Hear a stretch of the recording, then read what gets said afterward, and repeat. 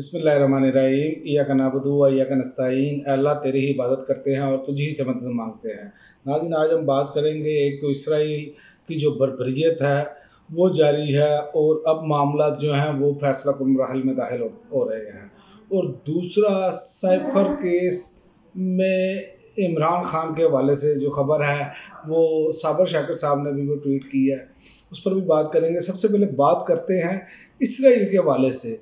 Israel की जो बर्बरियत जारी है उसकी वजह से आज देखें कि यमन ने इसराइल के ख़िलाफ़ जिहाद का ऐलान कर दिया है और उन्होंने मिज़ाइल भी दागे। और अब पहले इस्लामी मुल्क हैं जो यमन जो अब सामने आ गए हैं, वरना इससे पहले इसराइल की तरफ से आप देखें कि तमाम ममालिक जो हैं वो खड़े हैं। अमेरिका देख लें बैरी बेड़े समेत, बरतानिया देख लें बैरी बेड़े समेत, यूरोप भी टोटल इमदाद भेज रहा है। और दूसरी जानिब आप देखें कि फ़लस्तीन के साथ जो सलूक, फ़लस्तीनी शहरियों के साथ जो सलूक किया जा रहा है वो बड़ा अजीब और खौफनाक है, क्योंकि मुसलमान जो है वो सिर्फ़ और सिर्फ इसी बात पर है कि सिर्फ दुआ करें और मजम्मत कर दें। अमली इक़दाम मुसलमान ममालिक में से किसी ने भी नहीं अभी तक किया। ये अगर आप देखें तो एक ईरान है जिनकी प्रॉक्सीज चलती हैं जो वो सपोर्ट करते हैं, बाकी इसके अलावा तो कोई चक्कर नज़र नहीं आ रहा। और गज़ा पर ज़मीनी हमले में इसराइल को शदीद मज़ामत का सामना है। हमला नाकाम इनका किया गया है और उसमें 11 फ़ौजी इनके मारे जा चुके हैं। और इसराइल जो है, चूँकि उसका प्रोग्राम तो यही है कि किसी न किसी तरीके से जो है वो नस्ल कुशी की जाए, उस पर भी बात करते हैं। पहले मैं आपको ये बता दूं कि जो यमन ने मिज़ाइल बरसाए हैं, इसराइल में हर जगह पर सायरन बजना शुरू हो गए कि बचाओ बचाओ। अब पहला मौका है कि इसराइल को इस हवाले से इतनी मज़ामत का सामना करना पड़ा हो, हमास हो जाए और दूसरी जानब यमन हो जाए।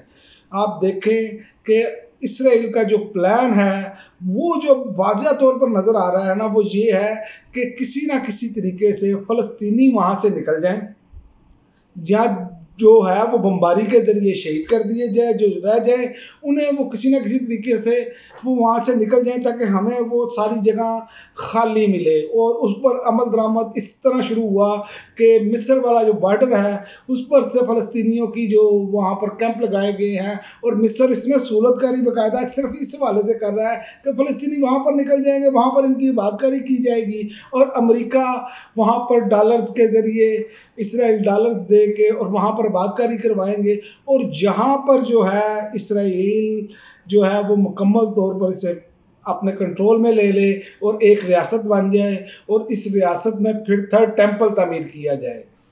और ये असल में मकासद हैं और उसकी तरफ वो मुकम्मल तौर पर जा रहे हैं, क्योंकि उसकी वजह ये है कि इस्लामी ममालिक तो सोए पड़े हैं। क्योंकि अगर आप देखें तो इसराइल के इर्द गिर्द तमाम इस्लामी ममालिक हैं। अगर आप सिर्फ उनके फ़ज़ाई रास्ते और ये वो सिर्फ यही नाकाबंदी कर दें, जंग ना भी करें, और ये दुनिया के जो ममालिक उनका साथ दे रहे हैं, मैं पिछले व्लॉग्स में भी बता चुका हूँ, गैस और पेट्रोल ही आप रोक दें तो सारे मामला ही और हो जाएं। लेकिन मुसलमानों का अलमिया है कि मुसलमान जो है वो समझ ही नहीं पा रहे, ख़ासकर मुसलमानों की जो क़यादत है, मुस्लिम ममालिक की अवाम जो है उनके दिल धड़कते हैं फ़लस्तीनियों के साथ। लेकिन जो मुस्लिम ममालिक के ज़्यादातर जो इक़्तिदार में लोग हैं उनके दिल धड़कते हैं अमरीकी आकाओं के साथ, इसराइली आकाओं के साथ, ये आप ज़हन में रखें। और दूसरी खबर ये है कि जो लाहौर में वो स्मोक की वजह से एमरजेंसी नाफिज कर दी गई है पंजाब भर में स्मोक की वजह से, और 1 माह के लिए तमाम स्कूलों में मास्क लाजमी करार दे दिए गए हैं। सवाल ये है कि बिल्कुल ये होना चाहिए था, ये अच्छा इक़दाम है कि मास्क, लेकिन हम हर सर्दियों में, हर जब मौसम तब्दील होता है तो उसमें स्मोक आ जाती है। क्या हमने इदराक किया इसके बारे में? कितने साल गुजर गए हैं, हर सर्दियों में यही मसला होता है और लोगों को चेस्ट इन्फेक्शन, गला ख़राब और बेशुमार बीमारियां लगती हैं। लेकिन आप देख लें, धुआं छोड़ने वाली मोटरसाइकिलें हों चाहे धुआं छोड़ने वाली गाड़ियां हों, कोई उस पर तवज्जो नहीं है। सिर्फ और सिर्फ तवज्जो ये है कि पुलिस की कि किसी ना किसी तरीके से हमने पैसे कहाँ से बनाने हैं, वहाँ से पैसे बनाएं और इन लोगों को खुली छूट दे रखें। और इसके अलावा کوئی کام نہیں رہ گیا، صرف اور صرف جو لوگ عوام کے خادم ہیں، عوام کی خدمت کے لیے جو ادارے ہیں، وہ خدمت کی بجائے عوام پر حکمرانی کر رہے ہیں اور عوام کی تذلیل کرتے ہیں۔ یہ بجائے اس کے کہ جو قوانین ہیں ان پر عمل درآمد کرایا جائے، اس کا تصور ہی کوئی نہیں ہے۔ تو اس لیے یہ ہم اپنی آئندہ آنے والی نسلوں کے لیے کیا بیج بو رہے ہیں؟ یہ آئندہ آنے والی نسلیں کیا بیماریوں کا شکار ہی رہے گی؟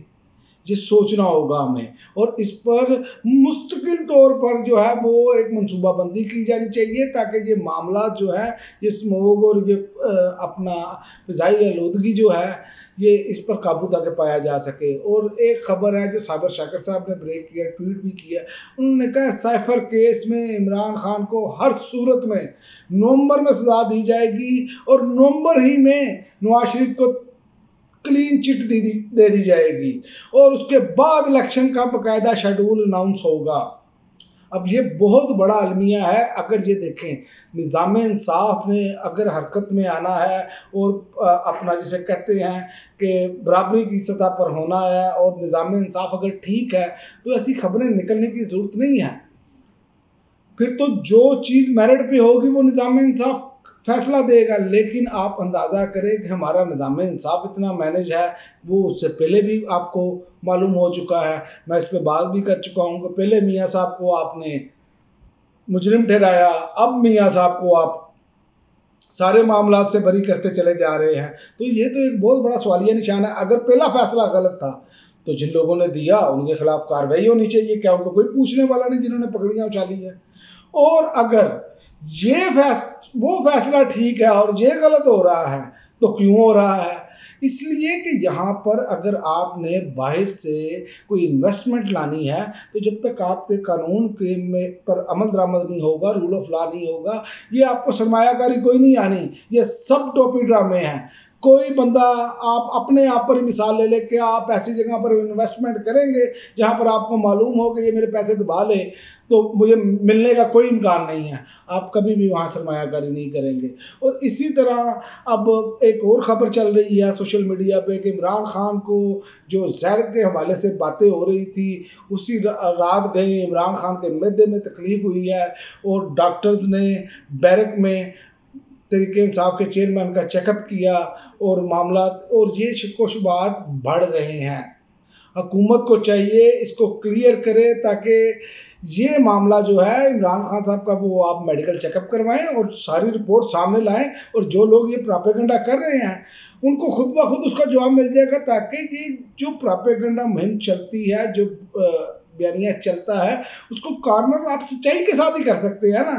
یہ تو نہیں ہو سکتا کہ آپ اس پر کوئی وضاحت بھی نہ دیں۔ آپ دیکھ لیں، ایک چھوٹی سی مثال ہے ہمارے ہاں کہ اب اپنا نگران وزیر اعظم صاحب سے سوالات کیے لمز یونیورسٹی میں، تو آپ دیکھیں کہ طوفان برپا ہوا ہے کہ لوگ بدتمیز ہیں۔ کچھ ہی اسٹوڈنٹ نے وہ تمیز کے دائرے سے باہر نکل کر سوالات نہیں کیے، انہوں نے اپنے دائرے میں رہ کر، اور سوال کرنا تو ہر شہری کا حق ہے کہ وزیر اعظم صاحب سے سوال کرے، چاہے وہ الیکٹڈ ہے، چاہے وہ سلیکٹڈ ہیں، چاہے وہ نگران ہیں، جو بھی ہیں۔ لیکن ہمارے ہاں کچھ صحافی جو ہیں وہ بڑی اس پر بات کر رہے ہیں، وہ لفافے جن کے بچے ان کے ساتھ صحیح طریقے سے بات نہیں کرتے، وہ لوگوں کے پڑھے لکھے ہونے کا جو ہے ان پر سوالات اٹھا رہے ہیں کہ جی یہ غلط ہے، یہ فلاں ہے۔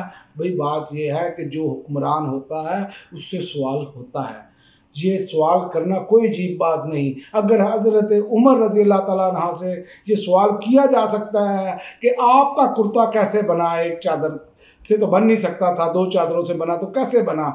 اگر وہ اٹھ کر جواب دے سکتے ہیں، ان کا بیٹا اٹھ کر جواب دے سکتا ہے، تو پھر یہ کس چیز کھیت کی مولی ہیں؟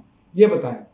ہمیں اسلام نے یہ درس دیا ہے کہ ہر انسان جو ہے وہ اگر صاحب اختیار ہے تو اس کی رعایا اس سے جواب دہی کر سکتی ہے۔ اب تک کے لیے ناظرین اتنا ہی، اجازت دیجیے، اللہ حافظ۔